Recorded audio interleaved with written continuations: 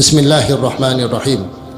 Ya Rabbil alamin, ey mehribon Robbimiz, bizga mana shunday baxt ato qilibsanki, bugun yelkamizda ihrom bilan Rasulimiz alayhissalom aytgandek Arafatga talbiya aytib keldik.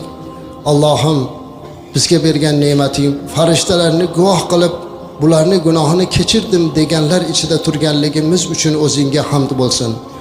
Allohim, gunohlarimizni o'zing kechirgin. Allohim, o'zing bizni mag'firatingga olgin. Ilohim, erta qiyomatda Rasulimiz alayhissalomning yuzlariga qarashlikda xijolatli holatga kelib qoladigan ummatdan qilmagin.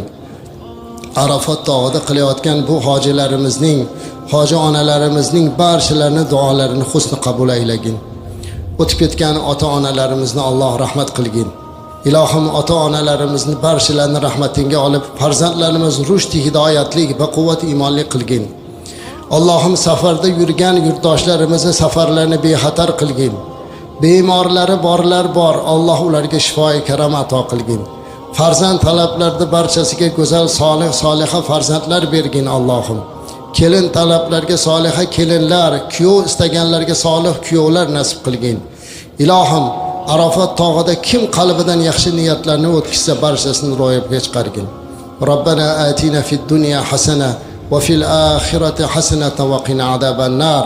Va sallallohu ta'ala ala xayr xalqi Muhammad va ala alihi va ashabihi ajma'in. Allohu akbar.